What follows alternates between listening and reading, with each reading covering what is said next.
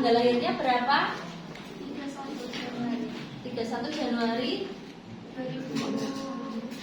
2001. Saya cek gelangnya ya Bu ya. Oh ya, sudah sesuai.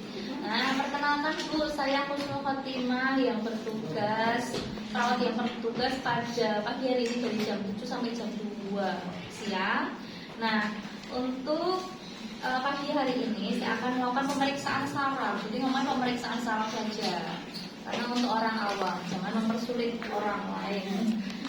Nah, fungsinya untuk menilai kerja saraf, fungsinya untuk menilai fungsi saraf menelan, berbicara, gerakan lidah, dan juga gerakan bahu ibu ya. Jadi untuk menilai fungsi saraf menelan, berbicara, gerakan lidah, dan juga bahu. Gerakan lidah dan bahu. Ya tahu bahu. Udah baru, aksesoris baru. Nah, nanti prosedurnya saya akan meminta ibu, misalkan seperti membuka mulut, kemudian menoleh kanan kiri, mengangkat bahu seperti itu. Nah, tindakannya jangan khawatir karena memang tidak sakit ya, cuma agak geli saja ketika saya sentuh nanti langit-langit mulutnya, gitu ya. Nah, apakah Ibu Lisa sudah siap saya periksa sekarang? Baik, kalau begitu saya akan cuci tangan dan mempersiapkan alat ya. Oke. Teman-teman biasanya gimana? Nah, alat yang kita butuhkan cuma tong spattle saja. Ini tong spattle saja. Biasanya yang digunakan salah satunya ya, salah satu sisi ya. Ini perlu tak lakukan tenanan apa enggak? Oh, tenanan Bu, biar kita tahu. Itu bersih banget. Nah, makanya nek misalkan tak lah. Oh ya, maksudnya nek tenanan, saya mau cuci tong spattle-nya. Iya, nggak apa-apa. Bukan ya. yang buat periksa yang itu ada kasanya Bu. Iya. Maksudnya kan nek metan tak kumbase ngono, tapi nggak usah. Oh, Biar kita tahu. Enggak Apa tulis guys? infeksi. Ya. Baik Ibu, kita mulai dari saraf yang ke-9 dulu ya Bu ya, fungsi saraf menelan dan muntah. Nanti sekalian saraf yang ke-10 yaitu saraf berbicara. Izin Ibu, jadi duduknya harus berhadapan pasien dan juga pemeriksa. Kemudian Ibu minta tolong untuk menggembungkan pipinya ya, seperti ini. Baik, sudah. Kemudian minta tolong untuk membuka mulutnya dan menjulurkan lidah dan berkata A gitu. Oke. Nah, teman-teman, sing didelok ketika pasien menjulurkan lidah dan membuka mulut adalah langit-langitnya atas lidah. Langit-langitnya atas lidah kita inspeksi. Langit-langitnya simetris enggak antara kanan kiri? Kayak enek sing bolong-bolong atau ada yang mungkin lebih rendah, ada yang lebih tinggi atau bagaimana, simetris atau tidak langit-langitnya. Kemudian yang kedua dilihat ovulanya. Ovulanya apa sih? Telak. Yang kecil-kecil itu loh. Saya kanan kiri tuh. Kanan kiri telak. Jadi ketika teman-teman ngomong A, biasanya telak ini akan bergetar sedikit. Sini menjeling. Yang nonjol kecil di tengah. Raketo. Nah, ya, normalnya adalah ketika teman-teman inspeksi, ketika teman-teman ngomong A itu biasanya akan bergetar sedikit. Dan juga yang abnormal ketika posisinya miring kanan ataupun miring kiri itu abnormal. Yang normal adalah yang tengah-tengah gitu ya. Oke lah, lagi pirang tahun yang kita lagi ngerti. Ya. Kalau nggak normal di samping kanan kiri. Kalau normal ya di tengah. Itu dilihat bentuknya, langit-langitnya simetris atau tidak, ovulanya ada di tengah. Uvula. Coba dilihat lagi, dievaluasi lagi. GG karena pergerakan pasien kadang terlalu memaksa dia untuk ke kanan ya nggak sih? Ya, jadi dievaluasi lagi, dicek kembali, menjulurkan lidah lagi dan dilihat lagi apakah awak BC karo GG. Nanti dievaluasi lagi ya, karena normalnya di tengah. Atau mungkin dia terlalu membuka mulutnya terlalu lebar nanti membuat dia untuk menteng kan bisa, ya nggak? Iya. Saya merasa seperti itu. Ukurannya ada gede. Gede-gede.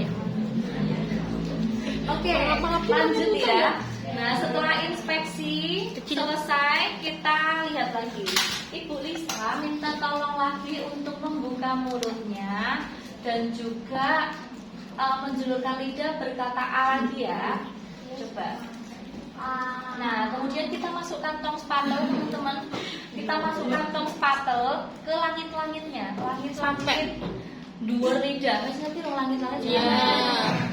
Nah, dhuwur. Teman-teman coba sentuhlah ujung lidahmu ke langit-langit. Pasti akan rodok mudah ngono kan? Iya enggak? Iya. Nah, itu namanya refleks menelan. Nah, itu kode wae nek ketika teman-teman disentuh pakai tong spatel. Nah, normalnya adalah langit-langitnya ke atas gitu loh. Itu normal. Yang kedua, ada refleks, kadang-kadang ada refleks mual ataupun muntah ketika mual ataupun muntah ketika dimasuki tong spatel. Berarti nggak sampai dalam, Bu? Enggak, cuma langit-langit sini aja, atas ini aja. Nggak sampai uvulane. Enggak, ovulane ora didemok ya, diingat-ingat langit-langitnya dong. Nah, biasanya kadang-kadang ada refleks mual, muntah, enggak ada refleks menelan. Jadi langit-langitnya kadang ke atas gitu. Itu normal. Kalau tidak ada itu abnormal. Berarti kamu tidak punya refleks menelan. Sudah paham sampai sini? Oke, inspeksi dan juga tadi menyentuh pakai tong di langit-langit. Oke, sudah. Gula itu kalau nggak normal berarti nggak bisa nelen. Iya, ada masalah di saraf menelannya. Terus makan. Gula itu nanti kalau Itu bisa makan minum nggak? organis apa pakai pen? Apanya? Yang periksa itu. Ini Pakai itu iya. Kalau ujian. ujiannya nanti tetap pakai orang sih kalau Pantom. Terus langsung dipakai itu. Mek orang patem kali ya. Nanti pentem terus ada orangnya itu sama ya. Buat jawab. Ini asli kok ya.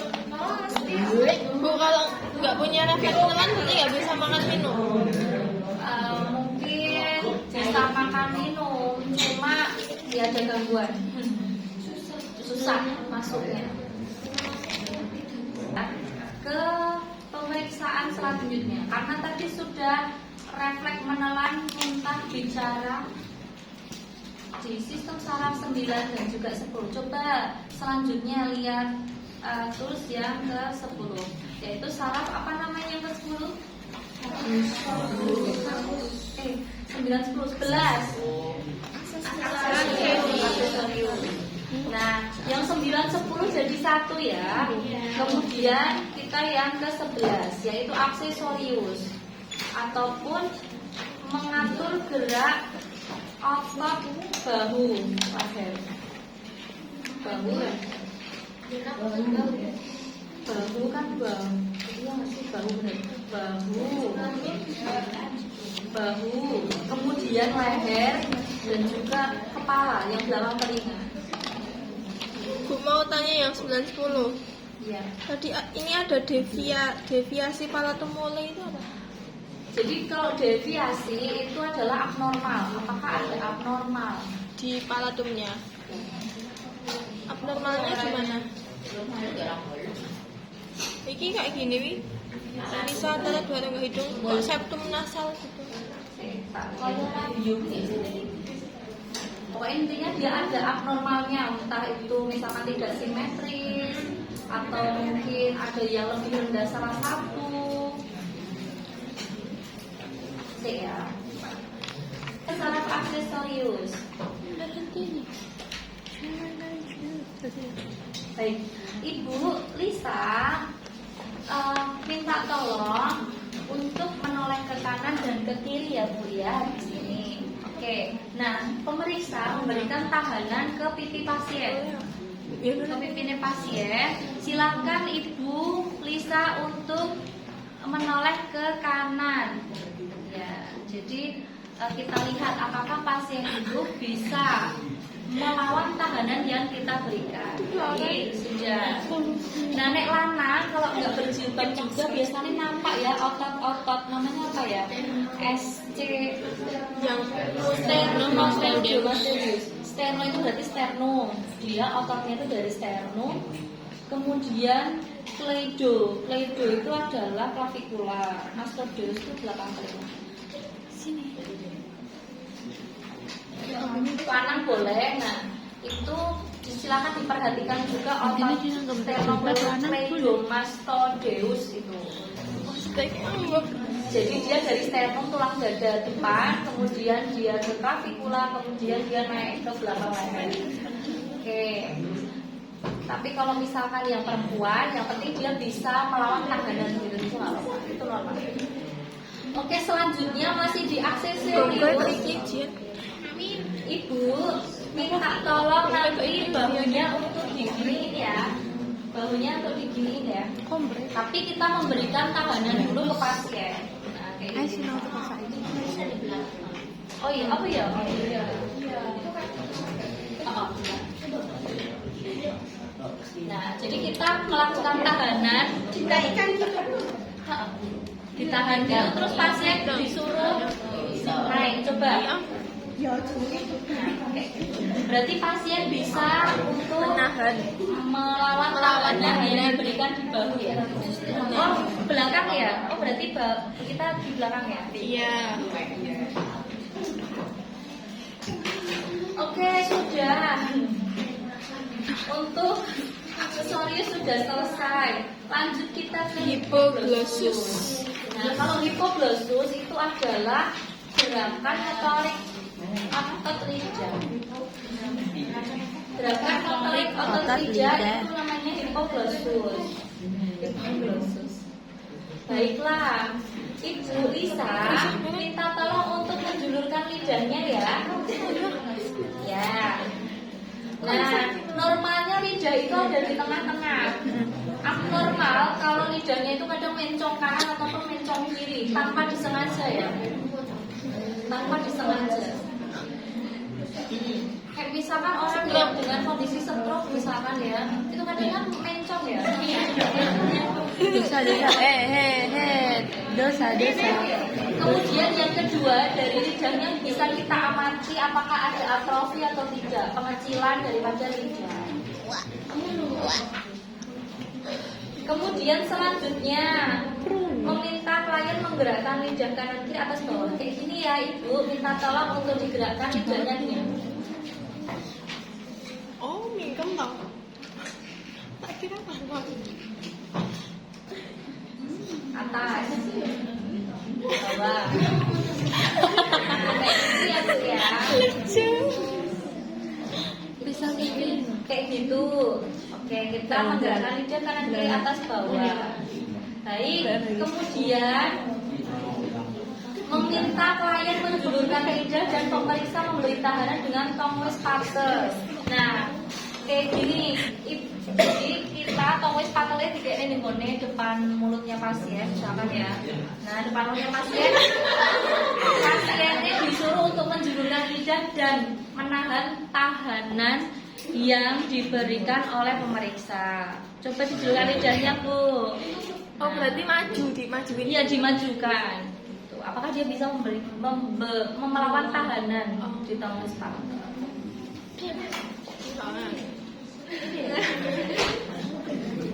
Gila nih aja nih. Aja gila. Ini harus gila. Baik Ibu, cuci tangan ya. Setelah itu kita cuci tangan dan juga kita fase interpretasi hasilnya. Ibu Lisa tadi saya sudah melakukan pemeriksaan Kedutan sangat menelan, berbicara, gerakan lidah dan bahu. Untuk hasil dari fungsi menelan, muntah dan berbicara normal semua ya Bu. Kemudian gerakan otot bahu, leher dan juga belakang telinga juga normal. Selanjutnya untuk gerakan otot lidah juga normal ya Bu. Jadi semuanya normal dan bisa berfungsi dengan baik. Kemudian untuk rencana tindak lanjutnya, karena ini sudah kami lakukan pemeriksaan, selanjutnya bertemu dokter kembali ya Bu, untuk dilakukan edukasi ataupun pemeriksaan lanjutan. Begitu Ibu, apakah ada yang perlu diklarifikasi, ditanyakan? Belum sus. Baik, kalau begitu saya izin pamit terlebih dahulu. Terima kasih, jangan lupa cuci tangan. Cuma kayak gitu. Yang kedutan itu tanya. Ini kalau lidah kedutan itu gimana? Iya, sebenarnya kedutan ada, iya. Ada. Di dalamnya ya. Dalamnya lidahnya itu kok enek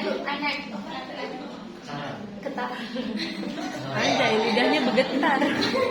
Getaran halus gitu, getaran kecil. Kedutan ini guys. Kedutan. Berarti kalau lurus gitu nggak dia.